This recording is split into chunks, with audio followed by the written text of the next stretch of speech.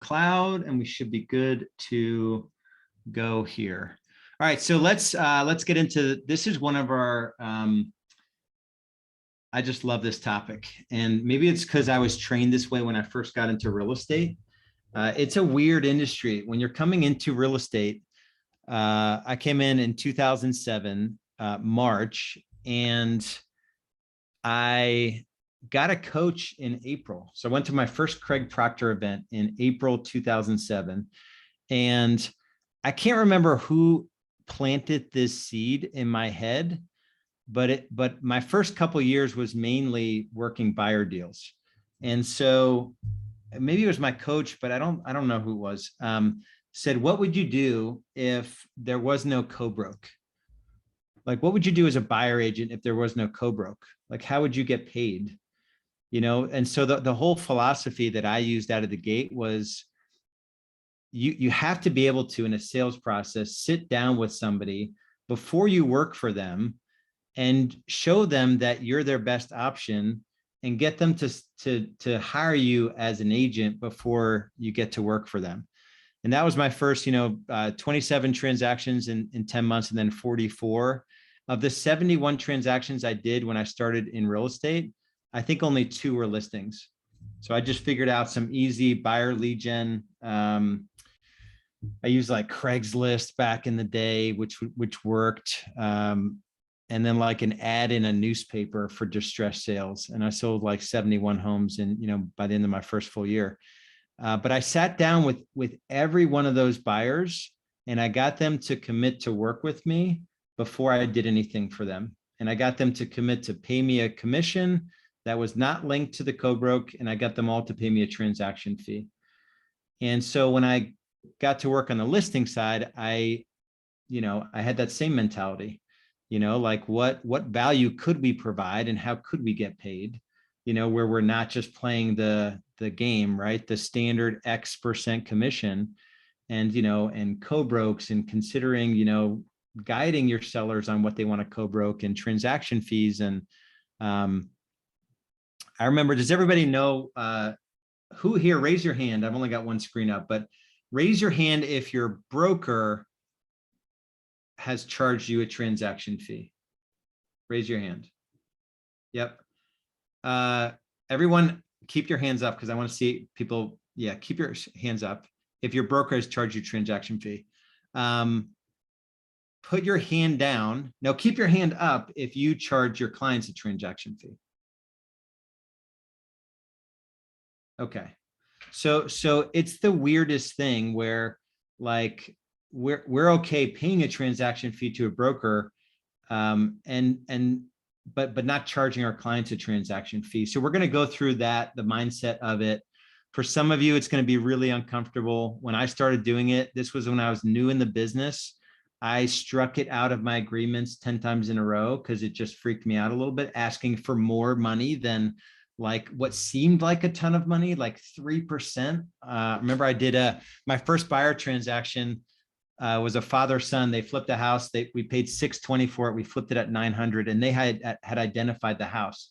I remember getting paid $18,000. This was my first 9 months in the business. And I'm like, this is not right. There's no way. And of course, every deal is not that easy. And some of them you'd give the money back, rather than actually do the deal.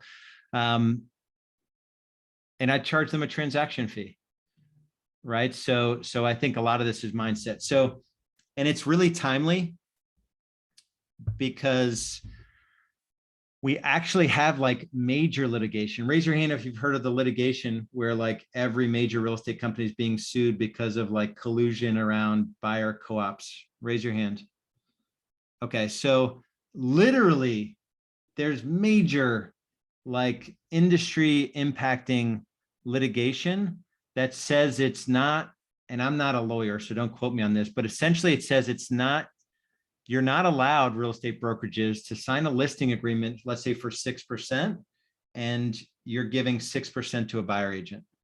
So the implications of the lawsuit is that it's going to be, you go in to list a home and you negotiate a list rate, and buyer agents are out there working with buyers and they negotiate a rate to work with buyers, which is really super scary for a lot of you.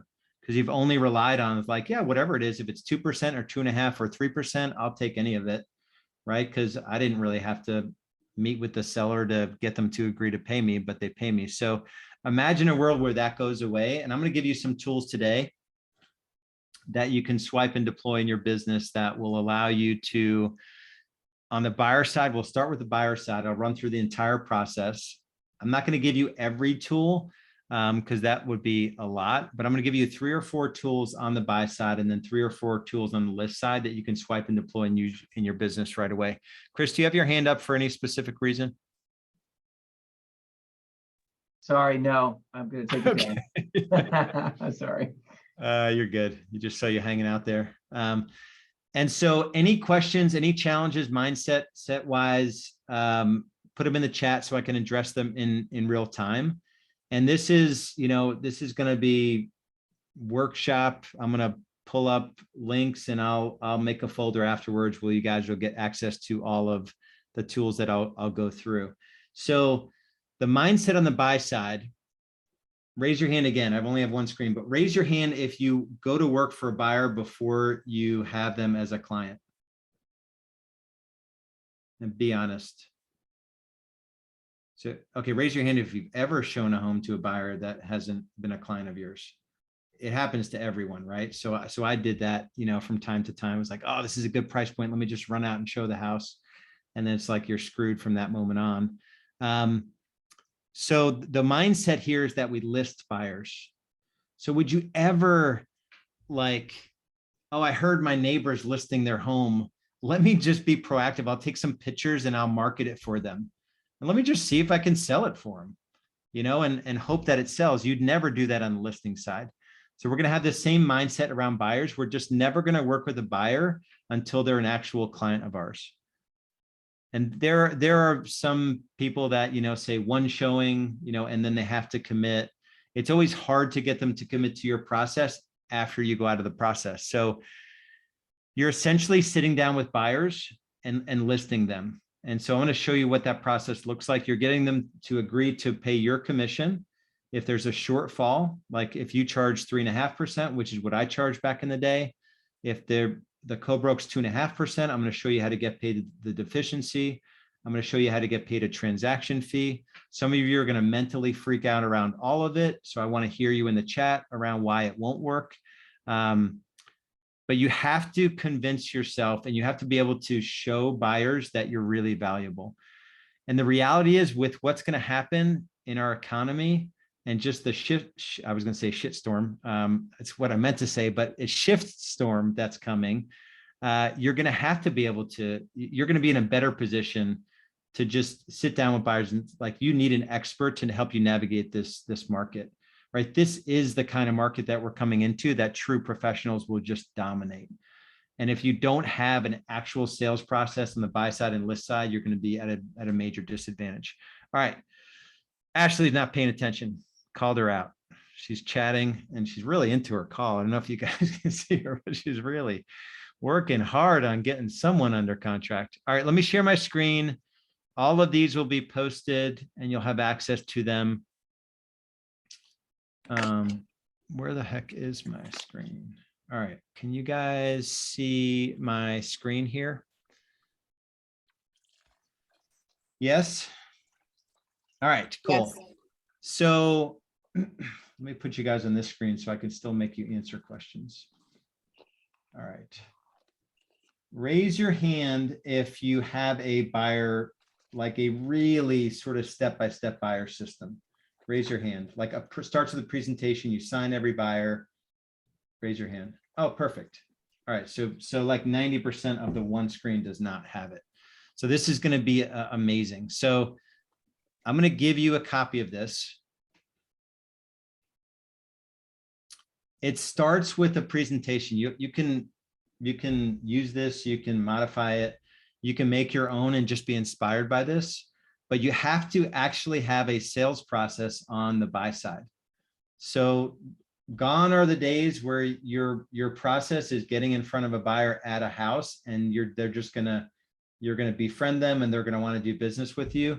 You're gonna put your actual value proposition in a presentation and you're gonna get them to literally sign. You have a buyer packet and they're going to sign a buyer listing agreement, essentially, where they're going to be loyal to you before you go out and spend a lot of effort. So this is a presentation. I had a less glitzy version of this presentation when I was a new agent, but I would sign over 9 out of 10 buyers that I would meet. So not every buyer would agree to meet with me before showing a home, you know, but I would get really good at why it was in their best interest to do that. So, you know, why would you choose our company? So, you know, Larry, I appreciate you guys sitting down, you know, for a minute before we get out and look at homes. We're definitely going to look at those few homes that you wanted to look at. Our state requires that we go over agency and how we work with buyers. And that's literally the intro. So I've just put together a presentation that kind of outlines that. This will take, you know, maybe 12 to 15 minutes, and then we'll have some time for questions. So here's why you'd consider allowing us to help you, you know, and you just kind of do that. You know, in our business, our intention is to serve you in a way that goes above and beyond the average agents that are out there. And we call it you know, we have a promise and a document. I'll show you guys that in a second. And when you work with us, there's a few things that you get. We'll negotiate a home warranty on your behalf. You can cancel the buyer loyalty agreement, any agreement we make with you. You can cancel it if we're not doing a good job. And if you're not happy with your home, we'll sell it within 24 months, which is pretty awesome. So here's the process that we use to help you get from sitting down today into the home that works best for your clients. And we've got a team of folks that help us. If you don't have a team, you can put lenders in here, you can put inspectors in here, you can modify it. There are 7 distinct steps that we'll go through. It's a proven repeatable process. And you're kind of just walking through this. Number 1, you know, we're going to figure out really what's in your best interest. What are your needs? What's going on in the market? What's going on with your financial strategy in terms of paying for the property cash or a loan, selecting the right home, negotiating your terms, protecting your investment, closing on the home, and then ultimately my goal is to become a lifetime resource for you guys. And then we have a buyer survey that they fill out. Actually, we would run these virtual. We'd have all of this recorded. I can send you guys a sample, and then we would make them fill out a buyer survey while they're sitting in the consultation room. All of the consultations happened in the office. And then we just go through it. I'm not going to go through all of this, but you know, you want to make sure that you align with an agent that's going to give you the right advice. You want to make sure that your financial strategy is in place before you do any of this work. We want to come in as close as we can to a cash ready buyer. If you're getting finance, you want to be fully pre-qualified. And then we're going to get you access to all the homes in your area before even other agents do. There are different types of properties you'll see out there for sale by owners, new home construction. We can help you handle all of those. This is key, guys. They will go out and go to a FSBO or go to a builder, and they will forget that they signed an agreement with you. So you're preempting that and saying, hey, listen, the last thing you want to do is go to a FSBO or to go to a builder, and they're going to take advantage of you. They're happy to work with agents, right? You're just preempting that. It doesn't happen all the time, but it happens enough times if you do enough transactions where you want to get away from it. And then in terms of making an offer, this is really where we get, you know, technical. I'm an expert negotiator, and I'll help you work through that part of it.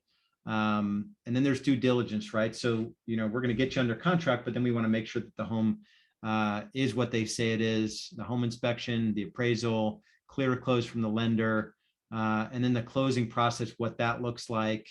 You know, who will be at closing, what will you need?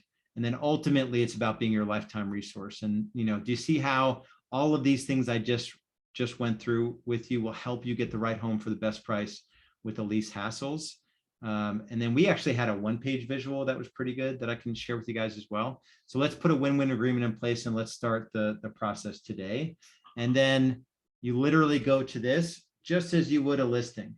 And you would open up your buyer packet and you would say, okay, so there's a few documents that we want to have you review. First one's our buyer loyalty agreement. Any questions on this? I don't care what it looks like. I don't care if you rebrand it. I don't care if you use most of this, change out your words. You must have a buyer presentation. Who here is not going to do a buyer presentation? Raise your hand. All right, 100% buy-in. It's amazing. All right. And here's the thing. having an actual sales process, ultimately, if you can grow and scale your business from a systems perspective, like having an actual buyer system allows you to scale. Maybe you can scale out of working with buyers and just focus on listings, and you can have a couple of buyer agents take over your buyers, and they can run this system. The reason why agents don't scale is that they're the one trick, not one trick pony. What's the expression? They show up and do magic. Like, it's like, I'm a strong enough agent, I can convince a buyer at a home to work with me because I've done it for many years, but it's not scalable and it's not repeatable. And so I just think you're gonna struggle with that sort of mindset. So let me show you.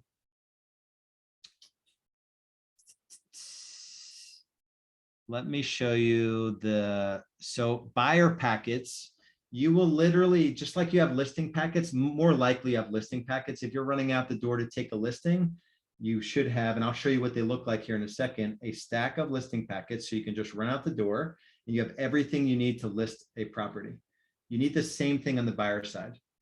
So you show up, you give this presentation, you open up your buyer packet, and everything you need in there to look like a professional and list your buyers. The most important thing, this is the first thing you'll go over. So, Christian, this is how we work with buyers. As your buyer specialist, we're going to do all of this stuff.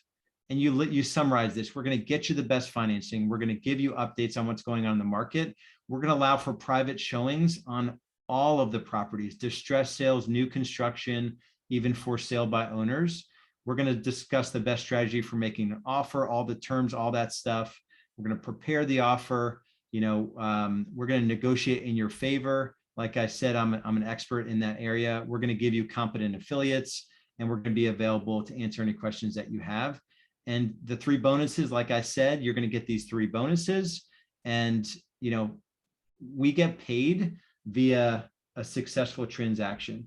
And our commission is 3 or 3.5%, whatever you decide it is, of the purchase price, minimum of $5,000. Also at closing, there's a $795 transaction fee. That's to handle the internal processing of your transaction. And like I said, remember that we can get you into for sale by owners and builder closeouts, new construction as well. So if you guys would go ahead and just sign here, both of you, and just date this document. It's literally as complicated as it is. Half of the people will be totally okay. They won't even ask about the transaction fee. They won't ask about the percentage or if there's a commission deficiency.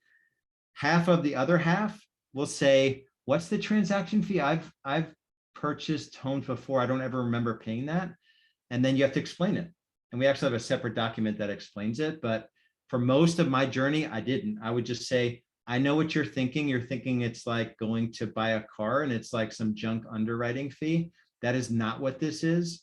I've got a team that handles the contract to closing portion of the transaction. And this is to make sure that part of the transaction goes smoothly. Sounds good? And more than half of the half will move forward. And then there's like 10 to 20% that may be like, I don't know. I don't want to pay that.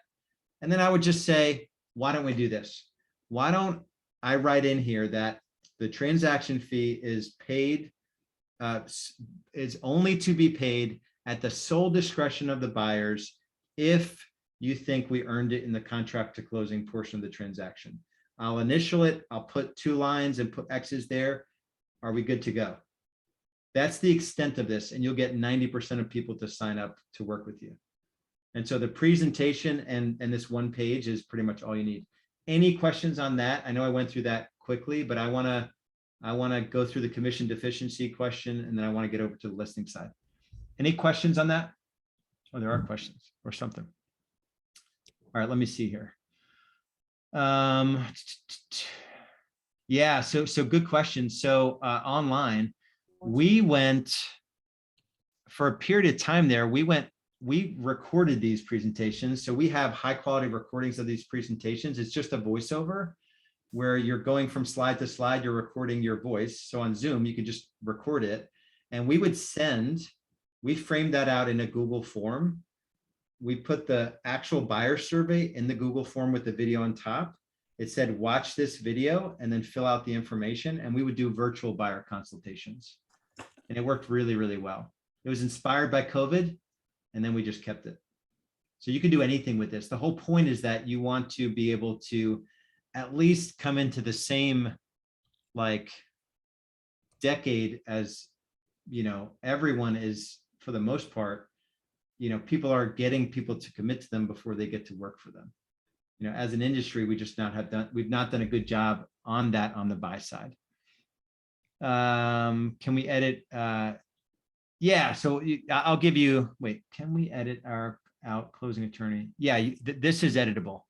So you guys will all have access to this. You just go in and change it. Well, this version is not editable, but you can click. Okay, real quick, because I'm not going to give anyone access to any of these documents. Stacy and I have said this 1,000 times. Do not ask for edit access on any of these documents, because then you would be editing a document that is my document. Go to File, make a copy, entire presentation. Rename it to J.R. McGee, buyer presentation. Make all your edits in there, and then it's just point and click. You click on this and you put your logo in, right? So this is really, Google Slides is really super friendly. I use Google Slides over Keynote these days. So it's really, really good.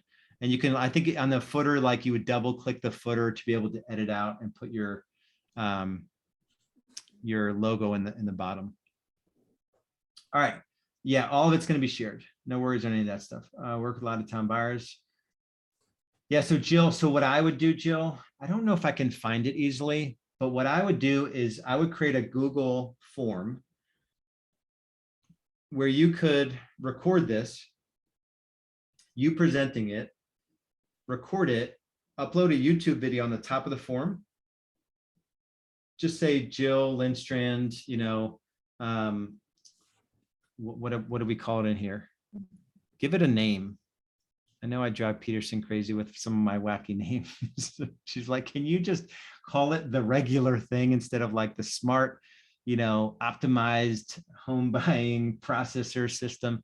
So Jill's 7-step home buying strategy, right? And then that would be the title. The video would be underneath it. And then the form would be underneath it, saying, give me your contact information, or if you have any questions, and then you can kind of capture that. So you can easily create it.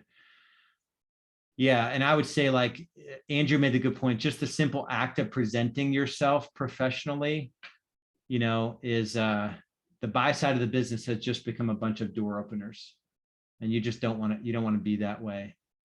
Especially with, a shift coming, and, people are going to take advantage of you just opening doors for them.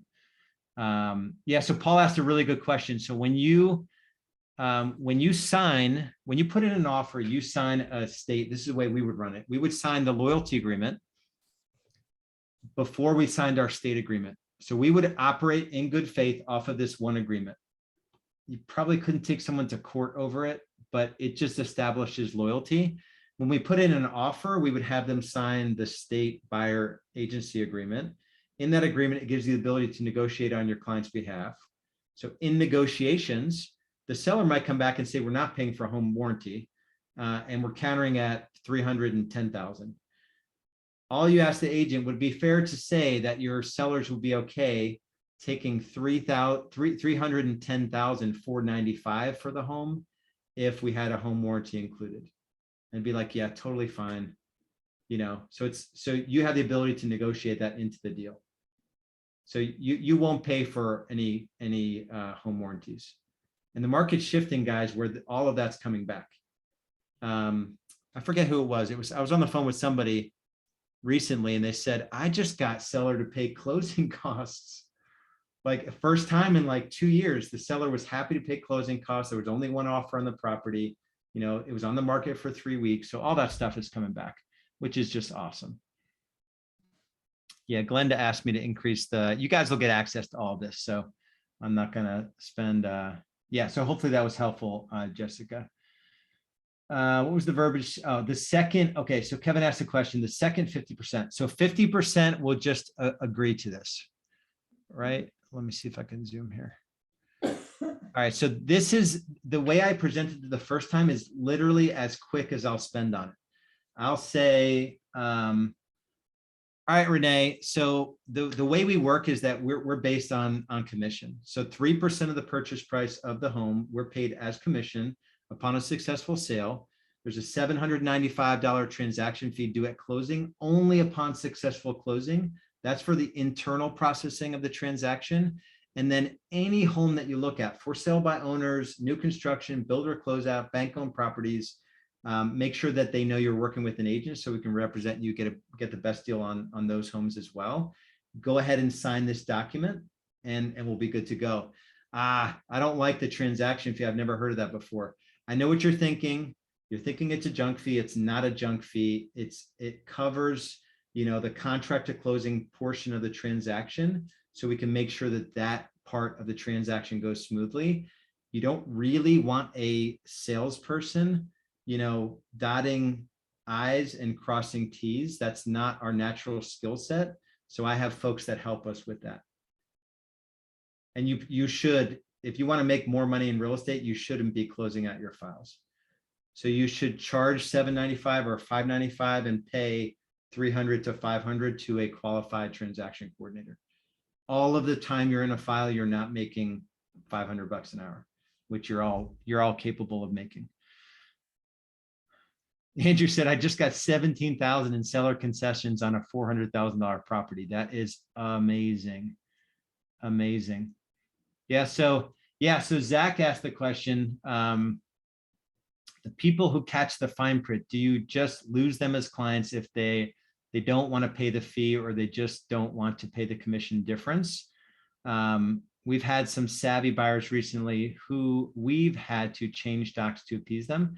Yeah, so you make that decision at the time. You're going to have 90% of people, north of 80% of people agree to do business the way you want to do business. You want to do business with loyal clients that know they can't cheat on you, that know you're valuable, that know you're different than other agents, that know you're going to get paid 3% and they're willing to pay a transaction fee. That's your perfect scenario. And then you have the ability, and I'll show you our marketing fee menu on the listing side, that'll increase by a full percentage point what you get, because you're starting with the way you want to do it. And then you're a salesperson, right? You get to make the decision, usually in your sole discretion, if you're going to come off what you want. So you always have that ability. One missing document here, and then I'm going to go to the seller side. Oh, this is just super cool. I got to show you guys this. I did not come up with this. I don't know who I stole it from. This is guaranteed, guys, to make you money. Can everyone see the screen here? The children's buyer agreement and the children's listing agreement. If your clients have children, Stacey, do you remember who we stole this from? I have no idea. Anyway, it's totally stolen. So I'm not, if anyone comes back and they're like, I made that up in 1997. I didn't make it, but it works amazingly well with anyone with kids, even like under 15 years of age. They get to agree and sign this agreement for themselves that they're going to be polite and quiet while mom and dad make a decision. They're not going to touch crap in the houses that we look at. And they're going to pick out their new room. And when they do that, only if the agent and the miniature client agree, at closing, you get a $20 gift card to wherever you want. And this is like a referral generator. I promise if all you guys do from this call is use the children buyer and the children's listing agreement, and it just makes it fun. All right, so let me show you one more thing, and then I got to hustle over to the seller side. Where is the, here's another document I'll share with you guys. If Zachary, to your point, this was only created to legitimize what the transaction fee is for. So, and this may be enough to get all of the super high C, personalities over the hump. And you got to have a little bit of confidence around how you present this. Most of 80% of people are going to be fine with it. But you get to just explain what this extra fee is for. And you can take this language or you can adjust it. You can make it your own, but this is just another document that further explains what that fee is. I had no problem getting it. It was a one-liner in the listing agreement and a one-liner in the buyer loyalty agreement. But it's mostly mindset. You're going to freak yourself out. Same way that I crossed it out for the first 10 times. I was like, I can't do this. Everyone's going to say no to it. So I'm just going to say, Eric, you look like a really nice guy. And I think it just benefit you if I'm going to give you all the benefits of the transaction fee, but I'm going to go ahead and just give you this one on me. And I did that for 10 times just so I could say transaction fee out loud in front of a client. And I'm like, all right, for the next 10, I'm going to go for it. I'm just going to ask for it. And then it was game over. $295, $395, $495, because you guys should be getting transaction coordinators involved. Let me make sure that I can, where the heck is offer summary sheet? Let me just Google it. Offer summary sheet. For some reason, it's not in the file here. All right, so this is the missing link. And guys, you can always decide that you're going to take what's in the MLS. It's just, to me, it's not a smart way to run a business that you're going to kind of do what a listing agent has decided you're worth. And I think it's going to be pretty soon that you're going to have to, there is no co-op, and you're going to have to already have negotiated what you get paid. So this is when the moment of truth to write an offer on a property is. So the intention here is to get the details for the offer, but to also let them know that, you've got your file there. They've signed the loyalty agreement. Offering 2.5%, you charge 3%. So, Larry, on this property, they're offering 2.5%. That's the good news, is that, most of my 3% is covered, but there is the deficiency. And we're going to ask the seller to pay it on your behalf, in addition to the transaction fee, which is $795. Are there any other closing costs that you think you'd have the seller pay? No? Okay, so we're going to take the $1,500 plus the $1,795. That's 2295. That's going to be let's just round it up to 2,300. That's the total closing costs. We are going to get that home warranty for you. And is there anything additional that you want to include in the offer? Nope. All right, good to go. This is the missing piece that you guys have to be just comfortable, saying that they agreed to pay you 3%. You said, and one thing you can say on that one pager, this one pager is, I think it actually says it in here. So 3% home you buy, commissions are paid by the seller, negotiated as part of the purchase agreement. You're giving us permission to ask the seller to pay our commission on your behalf. If there's a commission deficiency and the seller's not willing to make up the difference, you'll be responsible for the shortfall. So, and I wouldn't spend a lot of time on, probably not as little as I spent with you guys, but I would go through, if there's any deficiency, we just ask the seller to pay for it. And then you literally just move on to transaction fee. And then you literally just move on. You go over all that stuff pretty quickly. Not with the intention to get them to sign something they don't understand, but this is the way that you do business. And your high C people will read it. And they'll ask you questions about it, and just answer the questions and then make a decision if you want to go out of bounds on how you do business. All right. Let me get over to, let me see if there's any other questions here. I have agents on my team so Andrew says, I have agents on my team get sellers to pay for the commission deficiency and the transaction fee on a $250,000 share. Yeah, it's not, it just feels, if this feels like, if this triggers you in a way and you start to get a little clammy and like nervous about it, it's not because this is not normal in business. It's only because you've probably been in the industry long enough where you've just accepted, the fact that it's normal to do a 50-50 co-broke. It's normal that there aren't transaction fees, right? But our industry in 3 to 5 years is not even going to look the same as it does now, right? So nothing's going to be normal. We got a lot of people. Yeah, so Catherine makes a good point. And I don't know what states that would be. I know in most states, so I will say this, I know in most states, you meet with your buyer before. So this could be totally a California thing. And that's a really good point. So you guys need to make sure all this is legit. In California, we have people in California charging transaction fees. My understanding, you guys know better than I would, is that it's additional commission. You can't call it a transaction fee. So literally when you're presenting, it's, we get paid this commission and we get paid an additional commission of $7.95, or we adjust our percentage to account for it. But there are ways, there's no price fixing is my point. The overarching strategy here or mindset is that there's no price fixing.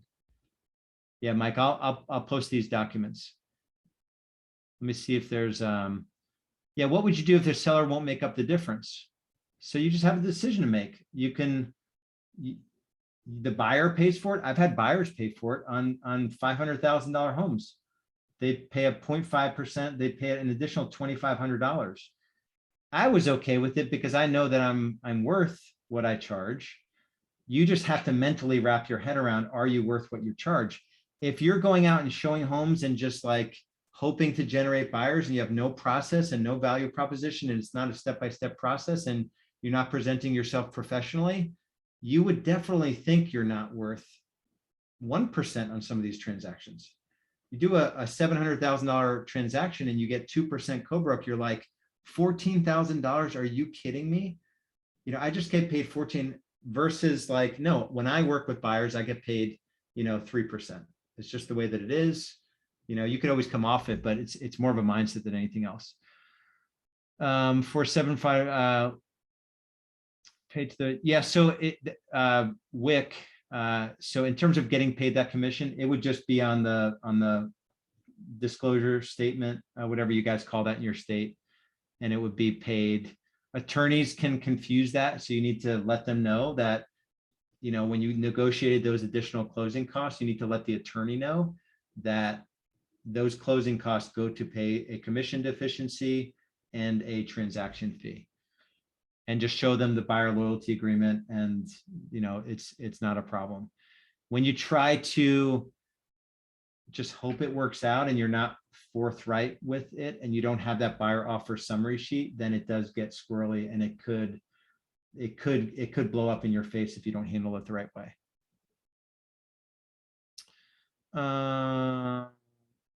All right, so Pazzi has a question. Implementing the buyer loyalty agreement and transaction fee was a game changer 5 years ago. 90% of people don't even question the fee as long as you demonstrate the value. Other 10% get on board also.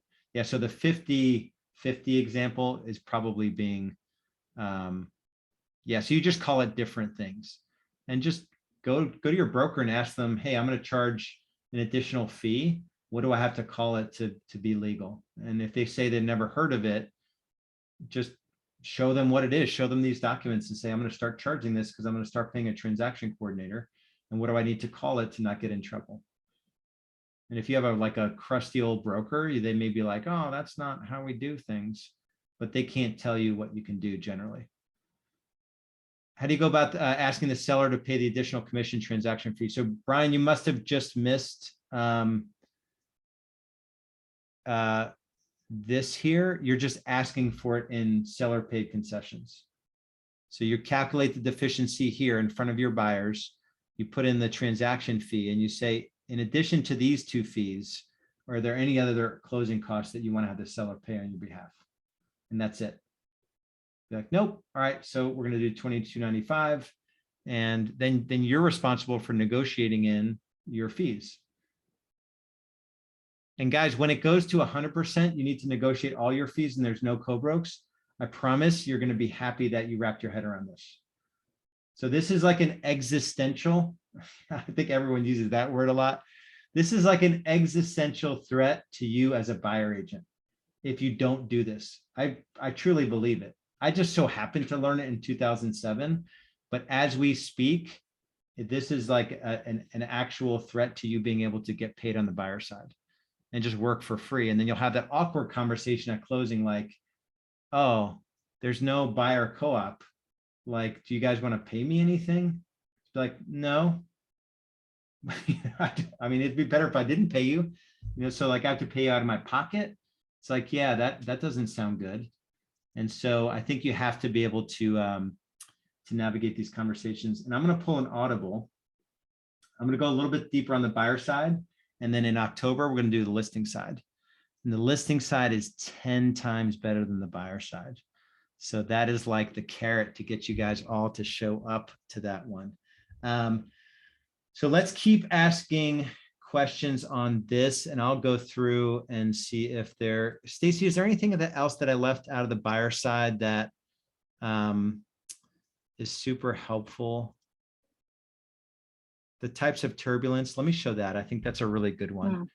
So who's ever had a transaction, raise your hand if you've ever had a transaction that had like a lot of turbulence. You have not done a Larry, raise your hand. JR, raise your hand. Yeah, you have not done transactions. So this is really a valuable document, and we'll share it in your buyer packet, really on both sides.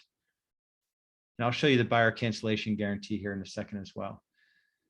So this is part of the buyer packet where you are essentially just preempting, like there's all these things that can go wrong, and we just have to be aware of them. My job is we're going to take off. This plane is taking off today. We're going to commit to work with each other, and we're going to land this plane, and you guys are going to move into your home. In between, chances are we're going to hit a little bit of turbulence. And so just know that all these things could happen. My job is to navigate. I'm the pilot. I'm going to navigate this turbulence on your behalf and get you to successfully close on this home, and to be able to not hopefully throw up, because the turbulence is too much for you guys to stomach. And it sort of just sets the stage for, not everything's going to go smoothly. So don't get all pissed off if like the seller doesn't agree to pay for a drippy faucet. Like it's going to happen, or it might not happen, right? Don't freak out if, have these conversations preemptively so you don't have that client that thinks everything is an emergency.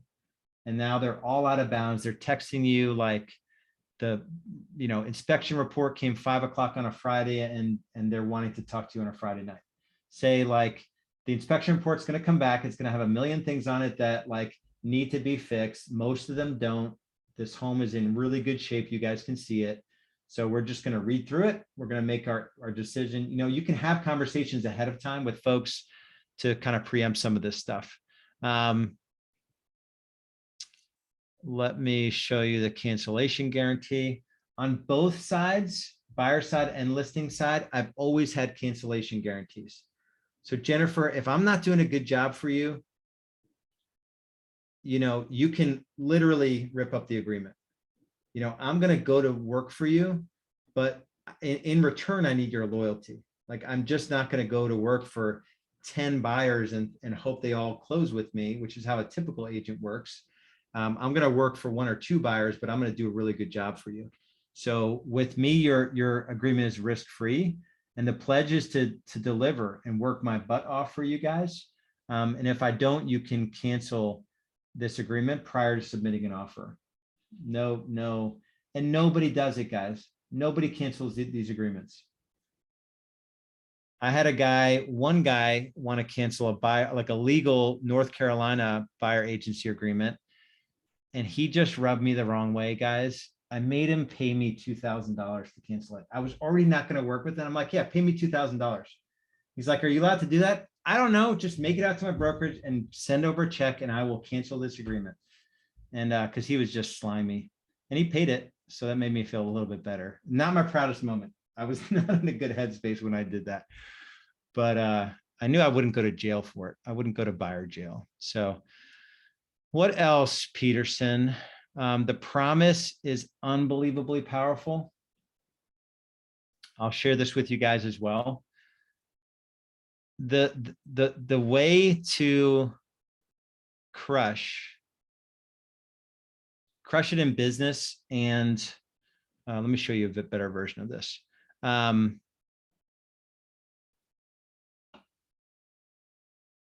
Is to to provide a level of service that is like undeniably referral worthy. So we do this promise on both sides and we have them sign it,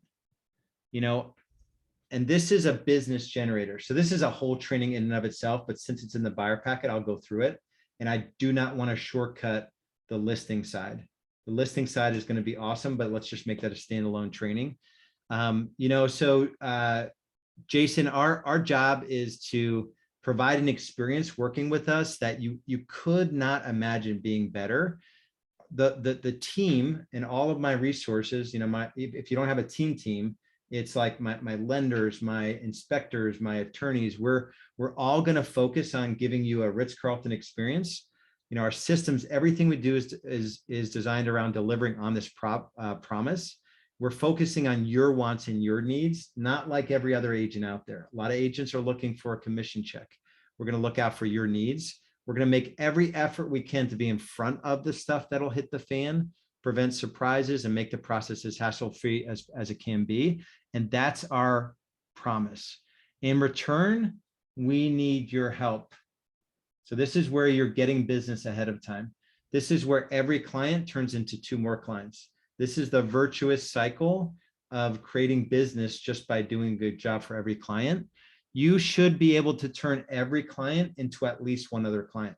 So instead of paying more for a lead gen, you just do a better job with a systems-driven approach to service. But we need your help, right, Kevin? So sometime between now and the day we close on your house, you're going to send us the name of somebody that needs help in real estate. If this doesn't happen, and I just need maybe a 3-way text, or text me their name, their email address, and their cell phone number, and let them know that I'm going to be calling them. That's somebody that's ready to transact in the next 3 to 6 months. If you don't do this, I will know that I didn't deliver on this promise, and I'm going to want to talk to you about it. So either I deliver on the promise and you feel really comfortable telling your friends about me, or I don't, and I'm going to want to make it right. Is that fair? And Kevin will say, yeah, it's totally fair. All right, so let's go ahead and just agree that that's the intent that we have going into this relationship, and off we go. And again, no other agent is doing this. This was from, what the heck is his name? He's in Idaho. He's a KW agent. There's a recorded video on it. We made this document, but it's based on, some of you guys know his name. I can't remember his name. But again, the concept was swiped from this guy. He's in Idaho from KW. But we just systemized it and memorialized it where it's now part of the process. So if you have agents on your team, they cannot sign a buyer or seller without getting the promise signed. And we have a checklist for every folder to make sure that it gets signed. So this is gold. And then here's the thing. This is how I work. This is why Stacy and I are good business partners. Stacy's approach, which is totally correct, she would make sure the Ritz-Carlton process is in place so that when she got people to sign the promise, she would feel really comfortable that there was an actual good process. I did the opposite, which is the way I do everything. And it creates a lot of havoc, but it's going to force you to get better. I make the promise and then I just see what happens. And then we do a net promoter survey. And it's like, they give us a 3 out of 10. It's like, your promise was a complete sham. It sucked. Like, it felt like I was driving the plane.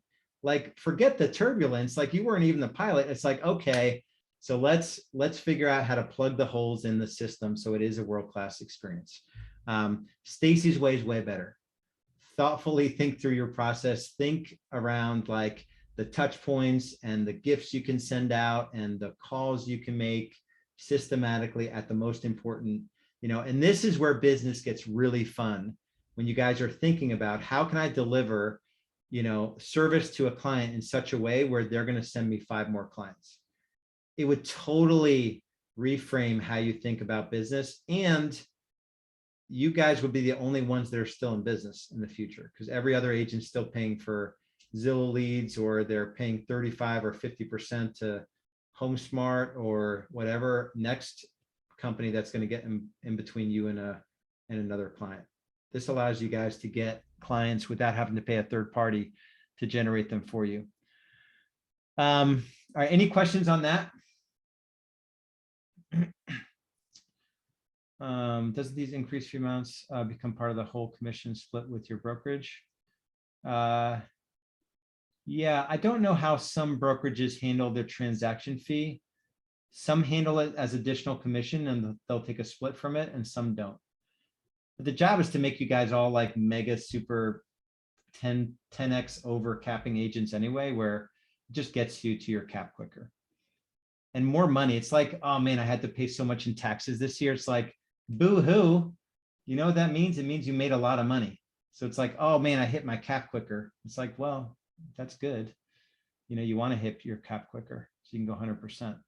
All right, any other? Yeah, some of these documents, guys, will just change the game completely. Mike Hicks, that's it. Yep. Just curious how many came back and wanted house sold for free. Yeah, none.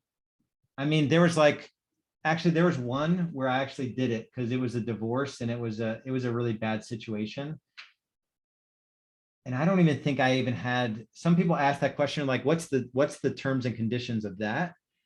In hundreds of times of giving that guarantee, one time I sold a home for free, and it was honestly just the right thing to do. It was once or twice. There was one where a lady bought a home in a neighborhood that she does. I didn't realize it was a crap neighborhood. There was like a shooting in the neighborhood. She's like, I am moving out. And I'm like, I think that one, she bought another home with me. So that was one of my conditions, is that you have to buy another home with me. So I'll get a commission on that side, but I'll sell your home for free. But yeah, nobody takes you up on it. It just gives them, it's like, man, you would do that if I just bought the wrong home, you would actually guarantee it. It's like, yeah, I would do that.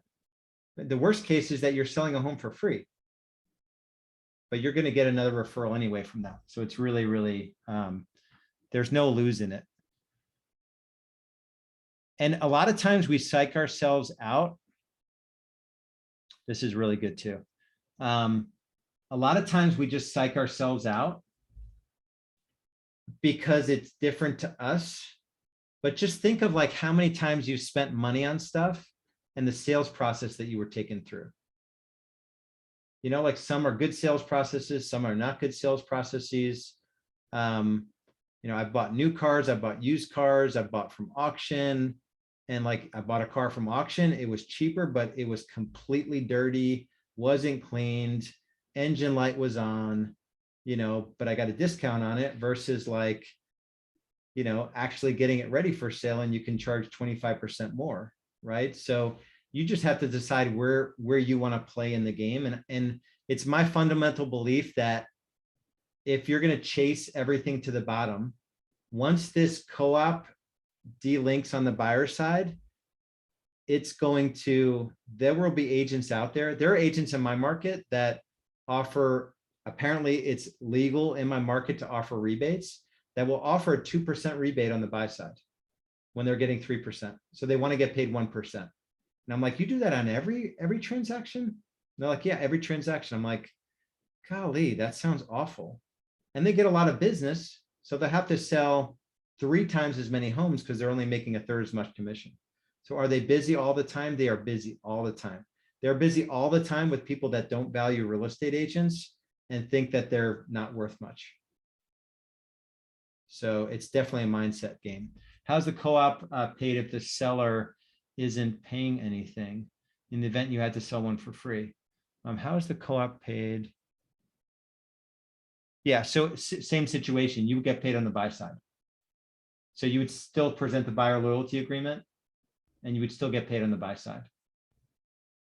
And guys, worst case, you'll get 10 times more business offering some of these cancellation guarantees and some of the satisfaction guarantees than you will having to, what if you legitimately had to, for free, help a seller because they had a divorce and they're both moving out of the market.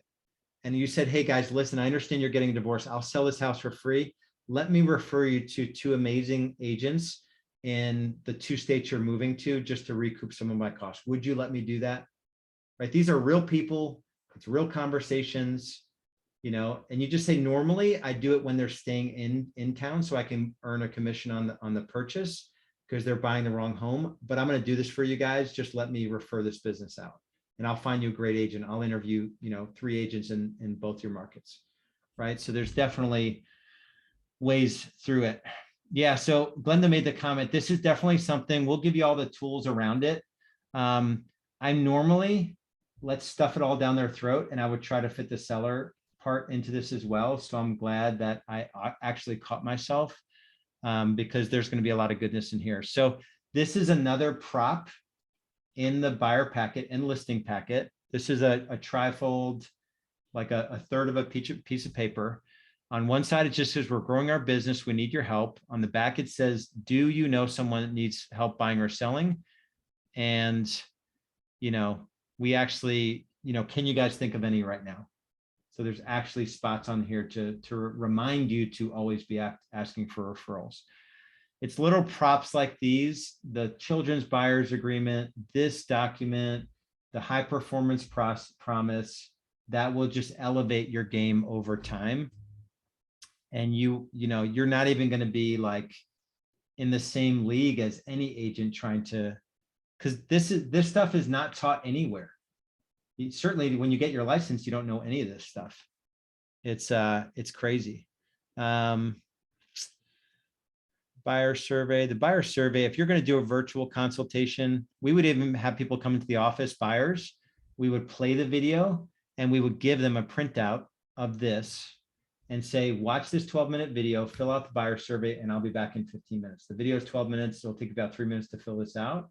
And you could do something, check your email while they're going through the consultation. That's one thing. None of this stuff is it's only your imagination that will limit your ability to do business the way that you want in the future. And I think that's the coolest part of this. You guys all run your business. And as long as you're not, granted, we don't want you doing something in your state that gets you thrown in real estate jail, but we want you thinking about your business as you're different than other people. And nobody even asks this. Like, nobody has a thoughtful, like, before we get to work together, you know, let me make sure that we really understand what you're after here. So if you take a few minutes together to thoughtfully fill out this new buyer survey, we'll make sure that we really do a great job for you. And they're already in watching the video. They're already, you know, going through a new buyer survey. You know, any questions on the video, you sit down, you open up your buyer packet. So if you guys are cool with it, let's just get to work. Let's put a loyalty agreement in place so I can get to work for you guys. Right. So it's like you're in the game of getting people to become clients of yours before you're going to work for them. And then this allows you to scale. If you ever want to scale, this allows you to scale, because now you have people coming into your world, you know, that can pick up these systems and run with them. And all you need to do is make sure they follow the system. And they can watch you do it, you know, 5 times, or you can record yourself doing it, and you're off to the races. All right, my friends, crap it, we're out of time. Hopefully this was helpful. We will probably, I don't know which one, but we'll do the listing side of this, listing version of this. I'll figure out how to easily make all these documents available. I'll post them in the respective groups in a Google Drive folder. So much love, guys, much respect, and we'll talk to you guys soon. Be good. Thanks a lot.